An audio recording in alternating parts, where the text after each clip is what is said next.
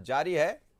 खंडवा बुरहानपुर लोकसभा में 3 बजे तक 51.11% मतदान हुआ है। अब तक जोबट विधानसभा की हम बात करें तो 46.12% मतदान, पृथ्वीपुर विधानसभा में 68.16% मतदान और रेगांव की बात करें तो यहां 55.86% मतदान हुआ है।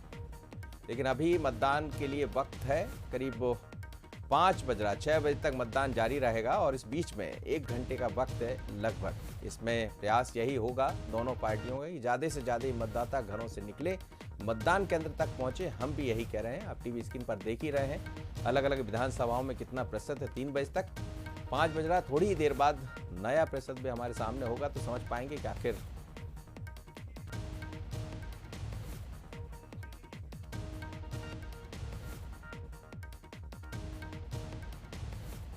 चलिए अब हम आपको दिखाते हैं अलग अलग विंडोज के जरिए जिसमें हमारे संवाददाता मौजूद हैं। 8 जगह से हम लगातार आपको पल पल की खबरें दिखा रहा है बंसल न्यूज़।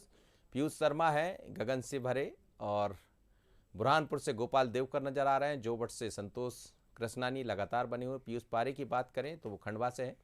नरेश दांगी निवाड़ी से नजर आ रहे हैं और पृथ्वीपुर से प्रहलाद जी हैं और रेगांव से अंचल शुक्ला बने हुए। तो चलिए सीधे चलते हैं इस वक्त जोबट और ताज़ा हाल जान लेते हैं जोबट से, क्योंकि जोबट का जो विधानसभा है वो बड़ा दिलचस्प है, आदिवासी सीट है। संतोष क्या कहेंगे, अभी तक कितना पहुंच रहा है वोट ऑफ परसेंटेज वहां, जब लोगों से आप बात कर रहे होंगे, क्योंकि हम जो दिखाएंगे वो अलग है, पर आप फील्ड पर है, वहां क्या बातें चल रही, क्या मतदाता घरों से निकल कर बूथ तक पहुंच रहा है? बिल्कुल मनोज जी, सबसे पहली बात तो सबसे बड़ी बात यह है कि उज्जैन के अलावा जैसे हमने कई ऐसे चुनाव देखे हैं, लेकिन जोबट विधानसभा में ऐसे अब पहली बार हमने देखा है कि पिछले रिकॉर्डों को तोड़कर इस बार कहीं ना कहीं रिकॉर्ड तोड़ मतदाताओं ने अपना मत का उपयोग किया है। लगभग हमारे पास 4 बजे की जो अपडेट है उसमें 50% से भी ज़्यादा मत प्रतिशतों का उपयोग हुआ है। मतदाता घर से निकले हैं, अपने मत का उपयोग कर रहे हैं और यहाँ पर जो बड़ी संख्या में जो महिलाएं हैं वो भी अपने घरों से निकलकर अपने मत का उपयोग कर रही हैं। और जो बात करें यूथ की, क्योंकि यूथ कई बार ऐसा होता है कि पहली बार अपने मत का उपयोग करता है, तो वो यूथ भी बड़ी संख्या में घरों से निकल कर अपने मत का उपयोग कर रहा है। कहीं ना कहीं जो आहुति रहती है, महाभोग में आहुति देने के लिए यहाँ मत का उपयोग चाहेंगे आप जहाँ है वहाँ का एक बार नजारा भी दिखाइएगा संतोष। 5 बजने का समय हो चुका है। बिल्कुल हम नज़ारा दिखाना चाहते हैं। ये जो पूरा बूथ सेंटर बना है, तो सबसे बड़ी बात ये कि जिला प्रशासन ने बेहतरीन व्यवस्था की है कि जो भी कोविड के गाइडलाइन का पालन करते हुए या पुलिस प्रशासन खड़ा है, मेडिकल स्टाफ खड़ा है, जो भी मतदान करने उपयोग करने आ रहा है, सबसे पहले तो उसको सैनिटाइजर के साथ उसका टेम्परेचर चेक करने के बाद मास्क पहनकर ही उनको प्रवेश दिया जा रहा है। ये कहीं ना कहीं कोविड गाइडलाइन का पालन भी यहाँ पूरी तरीके से कराया जाता है। और सबसे बड़ी बात ये यूथ के ऊपर ही पूरा देश निर्भर है। यूथ भी बड़ी संख्या में घरों से निकलकर अपने काम काज छोड़कर अपने मत का उपयोग करने यहाँ बड़ी संख्या में आया है। तो कहीं ना कहीं ये बात की जाए कि जोबट विधानसभा में कई सालों से ऐसा हो रहा है कि 50 से 52% ही मतदान होता है, लेकिन कहीं ना कहीं इस बार जो संभावना जताई जा रही है कि 60% से भी ज्यादा मतदान का प्रतिशत होने वाला है। कहीं ना कहीं पुराने जो रिकॉर्ड रहे हैं, रिकॉर्डों के ऊपर इस बार का मतदान हुआ है। और बात करें दोनों ही पार्टियों की, तो जैसे नजर आ रहा है जिस तरह वोटर मशीनें यहाँ समय समाप्त होगा तो मतदाता का जो उत्साह है वो आपके चेहरे पर भी दिख रहा है और आप भी बड़े उत्साहित हैं। चलिए निगाह बनाए रखिएगा और देखिएगा, कुछ खास खबर होगी तो फिर आपके पास लौटते हैं। मेरे साथ 3 मेहमान जुड़ रहे हैं, आज हम इसी पर चर्चा कर रहे हैं। दुर्गेश केसवानी जी हैं स्टूडियो में, भारतीय जनता पार्टी के प्रवक्ता। दुर्गेश जी आपका स्वागत है। जितेंद्र मिश्रा जी है कांग्रेस के प्रवक्ता। जितेंद्र जी आपका भी स्वागत है। और साथ ही सत्य प्रकाश जी जुड़ रहे हैं मेरे साथ, वरिष्ठ पत्रकार। सर आपका भी बहुत स्वागत है। सबसे पहले दुर्गेश जी, ये जो वोट ऑफ प्रतिशत कुछ जगह बढ़ रहा है और कुछ जगह कम भी हुआ है, जैसे खंडवा बुरहानपुर लोकसभा जिसका आपने बहुत मेहनत की है, आपके तमाम नेता वहां पहुंचे हैं, अलग अलग सभाएं ली है, पर मतदाताओं को मतदान केंद्र तक पहुंचाने का जो सिलसिला अभी दिखाई दे रहा है, हमें लगता है उतने सफल आप नहीं हुए। देखिए मनोज जी, सबसे पहले तो उन मतदाताओं का मैं धन्यवाद देना चाहूँगा जिन्होंने अपने मत का प्रयोग किया है। और जो दर्शक देख रहे हैं, जो उस क्षेत्र के चुनाव क्षेत्र से आते हैं, उनको भी मेरा हाथ जोड़कर निवेदन है कि अपने मत का उपयोग जरूर करें। 1 घंटा शेष है और अपना मतदान करें। खंडवा में भी जो आप बात कर रहे हैं, अभी मुझे लगता है कि 1 घंटे का समय भी है और उसके बाद जो लाइनें लगती हैं, मुझे लगता है कई लोग सिर्फ समय का इंतजार भी करते हैं, मतदाता की असुविधा नहीं हो इसलिए वो समय देख के पहुँचते हैं। तो उस चीज़ को कवर होगा। बाकी रही बात, हम लोग जनता के बीच में थे, जन कल्याण के जो हमारे काम है उसको लेकर हम जनता के बीच में थे। और अभी जिस तरह से आपके संवाददाता बता रहे थे, अनेक सीटों पे जो उत्सुकता है, चाहे युवा हों, चाहे दूल्हे हों, और अनेक बुजुर्ग वगैरह सब पहुंच रहे हैं मतदान करने। तो निश्चित ही लोकतंत्र का सबसे बड़ा पर्व है। चुनाव जब होते हैं तो निश्चित ही सारा आदमी अपना मत का प्रयोग करता है। और युवाओं में जो खास करके रुचि दिख रही है, जो हमारा एक अभियान था एक बूथ 20 यूथ को लेकर, तो मुझे लगता है कि हम उसमें कामयाब हुए हैं। और जिस तरह से युवाओं का रुझान बढ़ा है, निश्चित ही, और जो ये चारों सीटें हैं उसमें हम विजयश्री का वरण करने वाले हैं। चलिए बिल्कुल जी। जितेंद्र मिश्रा जी, विजयश्री का वरण करने वाली भारतीय जनता पार्टी, खैर विजयश्री का पता तो 2 तारीख को लगेगा। अभी तो यही है कि ज़्यादा से ज़्यादा मतदाता घरों से निकले, क्योंकि अंतिम समय बचा है। जो नहीं निकल पाए तो उनको निकलना चाहिए। लेकिन हम देख रहे हैं खंडवा बुरहानपुर में कुछ प्रतिशत कम अभी दिखाई दे रहा। हो सकता है कि जो पिछली दफ़ा 2018 में 74% से थोड़ा सा ज़्यादा था, वहाँ तक पहुँचे, लेकिन अभी ऐसा नहीं लग रहा है, जो ताज़ा आंकड़ा हम लोग के पास है, तो कि वहाँ तक पहुँच पाएगा। क्या आप इसमें देख रहे हैं, आखिर क्यों ऐसा दिखाई दे रहा है? क्या आप भी सफल नहीं रहे मतदाताओं को निकालने? नहीं मनोज जी, सवाल इस चुनाव में ये देखा जा रहा है कि जो उपचुनाव होते हैं उसमें जनता सरकार की या तो प्रशंसा करती दिखाई देती है, और या फिर सरकार को पैगाम देती दिखाई देती है कि कहीं ना कहीं कुछ गड़बड़ है। पिछले आम चुनाव का हमने जब तक रिकॉर्ड देखा उससे समझ में आ रहा है। खंडवा चुनाव में भारतीय जनता पार्टी ने बहुत ताकत लगाई। पूरा का पूरा केंद्रीय मंत्रिमंडल में से 5-7 मंत्री उतारे, अनेकों सांसद उतारे, लेकिन इसके बाद भी लहर पैदा नहीं कर पाई। वो कहीं ना कहीं भारतीय जनता पार्टी की जो सरकारें हैं उनका दोष। आज मतदाताओं में जागरण क्यों नहीं हो रहा है? आज मतदाता उदासीन क्यों है सरकार के प्रति? क्योंकि जो वादे किए गए थे उन पे खरा नहीं उतर रहा है सरकार। आप ये देखिए कि जितनी भी जहां उपचुनाव होते थे मनोज जी, स्मार्ट सिटी की बात, वहां ऐसा लगता था कि यहाँ विकास की गंगा बहा दी जाएगी। चुनाव हुए, खेल खत्म, पैसा हजम।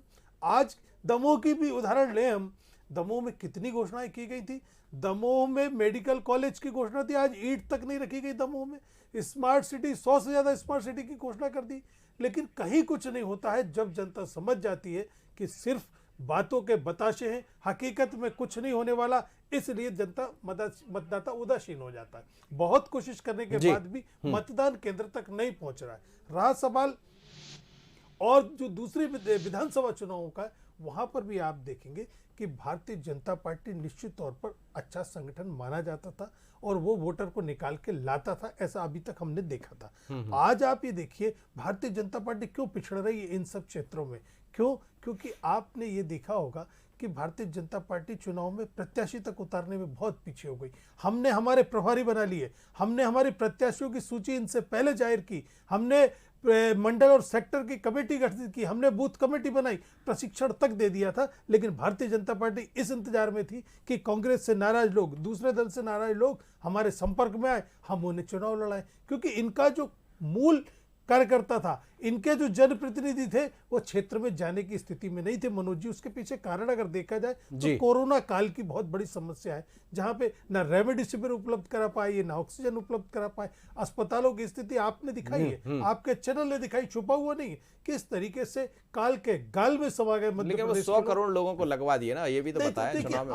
आज समझ में आता है, जिसने अपने घर का सदस्य खोया है वो किस उत्साह से वोट डालने जाएगा, वो तो निश्चित तौर पर निराश है। तो आज सबसे बड़ी समस्या यह है कि सरकार के काम नहीं दिख रहे हैं उसे। महंगाई छोटा मोटा मुद्दा था इस चुनाव में, बहुत बड़ा महंगाई का मुद्दा था। औरतों के साथ क्या बीती है, रसोई घर का सामान महंगा हुआ, किसान परेशान था, आज भी उसको खाद्य नहीं मिल रहा। आपकी रिपोर्ट में देखिए किस तरीके से उसके ऊपर एफआईआर दर्ज की जा रही, और खुलेआम दुकानदारों के पास। तो आपको ये लग रहा है कि ये सब मुद्दों के कारण लोग घरों से कम निकले, यानी निश्चित तौर पर मनोज जी यही कारण है जिसकी वजह से साथ में नहीं निकल पा रहे हैं। मुझे लगता है जो कांग्रेस के साथी विरोध में निकले हैं, जो कांग्रेस के साथी हैं, मुझे लगता है कहीं ना कहीं सिर्फ आलोचना करके जनता के बीच में उपलब्धियां लेके भी जाना चाहिए था। इनको यह बताना चाहिए था कि 15 महीने का जो कमलनाथ सरकार थी, और उसके बाद जब 29 लोकसभा चुनाव हुए थे, फिर उपचुनाव भी उसके बाद हुए, तो जनता ने इनको नकार दिया। लोकसभा चुनाव में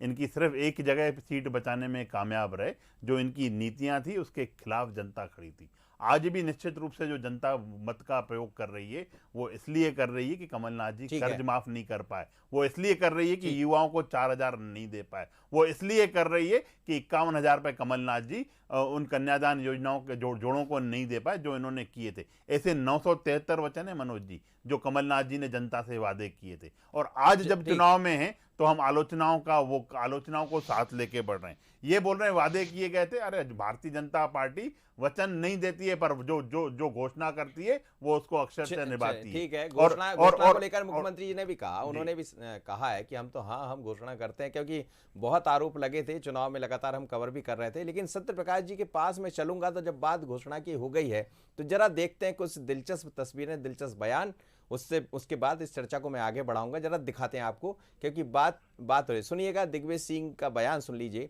उन्होंने क्या कहा था। उन्होंने छुट्टा सांड तक की बात कर दी थी, और इसी तरह तमाम तरह के बयान जरा सुनिएगा, एक बार सुना देते हैं आपको। करना चाहता हूं कि आज समय निर्णय का, सबक सिखाने का। अरे जब डालते हुए ये छुट्टा सांड हो गया है अमित शाह और मोदी, इन पे नकेल डालने की जरूरत है। ये जो है छुट्टे सांड हो गए हैं, इन पे नकेल डालने की जरूरत है। दिग्विजय सिंह प्रधानमंत्री जी पर या देशभक्त पर या देश के लिए काम करने वाले पर तो उनके तो जीन्स में है। इस देश का सबसे बड़ा जयचंद कोई है तो दिग्विजय सिंह, और मैं कोई ऐसे ही नहीं कह रहा हूँ। चलिए, तो आप सुन रहे थे, ये चुनाव के दौर का है, जब मतदान केंद्र की बात आज हम कर रहे हैं कि ज़्यादा से ज़्यादा मतदान केंद्र तक मतदाता पहुँचे। लेकिन उससे पहले जब मंच पर बयान होते हैं और अंतिम दौर में यही सब सुनाई देता है जो आपने सुना। सत्य प्रकाश जी, कहाँ देख रहे हैं अभी तक वोटा परसेंटेज? हम देख रहे हैं कि कुछ विधानसभा तो अच्छा काम की है, जैसे पृथ्वीपुर में हमें लगता है कि पिछला रिकॉर्ड टूटने वाला है। इसी तरह रेगांव में भी वही नज़र आ रहा है, टूटेगा रिकॉर्ड। पृथ्वीपुर के अलावा जोबट, तीनों विधानसभा में। लेकिन खंडवा में जरूर थोड़ा सा कम दिखाई दिया है। कैसा देखें इसको? जी मनोज जी, पृथ्वीपुर से हम शुरुआत करते हैं जी। तो जो सत्य बात वो कहना पड़ेगी। मुझे लगता है कि नितेंद्र सिंह कहीं ना कहीं अपने पिता की विरासत को आगे लेकर वहां की जो वोटर्स है उसको अट्रैक्ट करने में कामयाब नजर आते हैं। क्योंकि ये जो पृथ्वीपुर है, ये निवाड़ी पुराना गढ़ है। वो ना केवल कांग्रेस बल्कि एज एन इंडिपेंडेंट कैंडिडेट भी कई बार वहां से चुनाव जीते हैं विजेंद्र सिंह जी। और विजेंद्र सिंह जी अपना खुद का वजूद रखते हैं पार्टी के साथ साथ, तो वो सीट कांग्रेस के कहीं ना कहीं फेवर को दिखती है, इसलिए वहां वोट परसेंट बढ़ा है। लेकिन अगर हम रेगांव, जोबट और खंडवा की तरफ जाते हैं तो वहां पर जो वोट परसेंटेज कम दिख रहा है, उसके पीछे का जो कारण है वो कहीं ना कहीं लोगों की नीरसता है। मैं आपको सत्य प्रकाश जी, जोबट और रेगांव की हम बात करें तो जो हमें नजर आ रहा है वो पिछला रिकॉर्ड टूटेगा। हाँ, खंडवा बुरहानपुर में जरूर थोड़ा सा कम दिखाई दे रहा है। जी मैं उसको क्लियर करता हूं जी। खंडवा का जो आप जिक्र कर रहे हैं, खंडवा में क्या है, ये लोकसभा कॉन्स्टिट्यूंसी असेंबली नहीं है। क्योंकि इस पर दोनों पार्टी ने ऐसे कैंडिडेट खड़े किए हैं जो एक्सपेक्टेड कैंडिडेट थे, होना चाहिए थे, उनसे उलट ही कैंडिडेट सामने आए। तो वहां का जो मूल कार्यकर्ता है दोनों पॉलिटिकल पार्टी का, उसमें उतना उत्साह नहीं दिखा। लेकिन ये बात पक्की है कि भाजपा के अंदर एक बहुत अच्छी चीज है कि कैंपेन के मामले में वो किसी भी दल से देश में पीछे नहीं रहती है जी। जबकि इस चुनाव में चारों असेंबली, 3 असेंबली और 1 लोकसभा में कांग्रेस का कैंपेन में कहीं ना कहीं पिछड़ता हुआ नजर दिखा है। उसके पीछे क्या कारण है कि यहाँ पर केवल 2 लोगों के हाथ में कमान है, दिग्विजय सिंह जी या कमलनाथ जी। कमलनाथ जी चूंकि पीसीसी चीफ हैं, लीडर ऑफ अपोजिशन है, तो जिम्मेदारी उनकी ज्यादा बनती है। लेकिन दिग्विजय सिंह जी ने 2 टिकट, एक खंडवा एक पृथ्वीपुर, ये कहीं ना कहीं अगर ये उनके फेवर में जाते हैं तो उनके ये matter of the his Prestige. लेकिन अगर नहीं जाते हैं तो इसकी हारने या जीत की क्रेडिट कमलनाथ को जाएगी। जी। ठीक, आप यहां मध्य प्रदेश के 4 लीडर्स के बारे में थोड़ा सा आपको बताना चाहता हूं। ज्योतिरादित्य सिंधिया, शिवराज सिंह जी, दिग्विजय सिंह जी और कमलनाथ जी। बेसिकली तो जब हम 2 पार्टीज की बात करते हैं तो बीडी शर्मा को भूल गए आप। जी, नहीं नहीं, आप मेरी बात सुने, मैं जी 4 से बात जी कर रहा हूं। जी जी जी। तो मैं इन लोगों की बात कर रहा हूं कि इनकी साख दांव पर है यहां पर, हम्म। क्योंकि जोबट का जो टिकट है वो टिकट सिंधिया के रेकमेंड पर है, और जिसके कारण आपने देखा होगा कि सिंधिया कैंप के सिलेक्टेड मिनिस्टर्स वहां पर कैंप किए हुए हैं। इसके पीछे यही कारण था। दूसरी चीज आप देखिए, अगर हम खंडवा की बात करें या पृथ्वीपुर की बात करते हैं, तो वहां पर दिग्विजय सिंह के टिकट हैं ये, तो ये दिग्विजय सिंह की साख के चुनाव है। लेकिन अगर किसी सबकी साख का चुनाव है, सभी चारों टिकट, तो वो शिवराज सिंह जी और कमलनाथ जी के हैं। शिवराज सिंह जी के लिए सबसे महत्वपूर्ण ये चुनाव है। जी चलिए, देखिए, बिल्कुल आपको आप। इस बात से किसी से छुपा नहीं है, पूरे देश में भाजपा राज्यों में लीडरशिप चेंज का जो स्पेकुलेशंस चल रहे हैं, उसको रोकने के लिए, उसको एंड जी। करने के लिए शिवराज सिंह के लिए सबसे महत्वपूर्ण चुनाव है। चलिए सर, क्योंकि बिल्कुल शिवराज, जी जी, आप ठीक कह रहे हैं, और वो समझना पड़ेगा। जब जैसे ही परिणाम सामने आएंगे तो फिर चीज़ें भी समझ आएंगी कि आखिर किसको रोकना है, किसको जाना है, किसको रहना है। ये सब चर्चाएं चलती रहती है राजनीति में, और हमेशा कई बार ऐसी चर्चाएं सामने आती।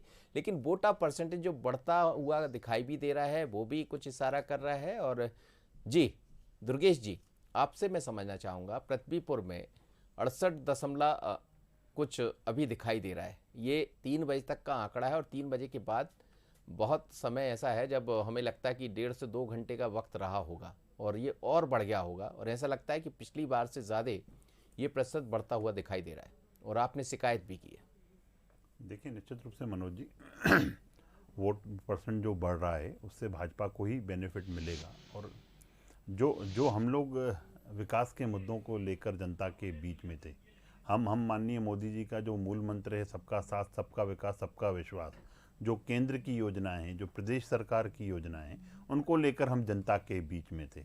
और एक एक्सपेक्ट ये भी था कि जो जन कल्याण की योजनाएं जो कमलनाथ जी ने बंद की, जिससे जनता को असुविधा हुई, परेशानियां हुई, चाहे आप देखेंगे कि कन्यादान योजना की ही बात करें अगर हम, तो अनेकों जगह इस योजना के खिलाफ प्रदर्शन हुए, कहीं पेमेंट पैसे जमा नहीं कर पाए, ये अनेक। और जो कर्ज माफ़ी का इन्होंने झूठ बोला था, उससे किसान त्रस्त था। आज भी 21 लाख से ज़्यादा किसानों के पास नोटिस हैं डिफ़ॉल्टर होने के। तो वो एक जो नाराज़गी थी, उसको लेकर जनता बिल्कुल इनको बोल रही थी कि जो नेता हैं कमलनाथ जी, दिग्विजय सिंह जी, और दिग्विजय सिंह जी की जो आपने बाइट भी दिखाई अभी एक, तो दिग्विजय सिंह जी जब भी कहीं पे भी चुनाव जाते हैं तो वो खुद बोलते हैं कि वोट कटते हैं पार्टी के। यही कारण है। और इसके साथ साथ एक चीज और ये भी थी मनोज जी, कि जो इनकी सरकार में, कमलनाथ जी की सरकार में मंत्री थे, उन्होंने जो आरोप दिग्विजय सिंह पे लगाए थे, अगर लूट कोई करता है, तो ये सब जो बातें थी, जनता इसलिए इनका इंतजार कर रही थी। जनता यह चाहती थी कि जो इन्होंने 15 महीने में मध्य प्रदेश को गर्त में धकेल दिया, 15 साल पीछे कर दिया, उसका अगर कमलनाथ जी से हिसाब लेना है तो वह यह उपचुनाव भी हो सकते हैं। और निश्चित ही आप देखेंगे जो मत प्रतिशत बढ़ रहा है और जो मत प्रतिशत मिल रहा है, जो मैंने आपसे पहले भी कहा कि भारतीय जनता पार्टी को 4 सीटों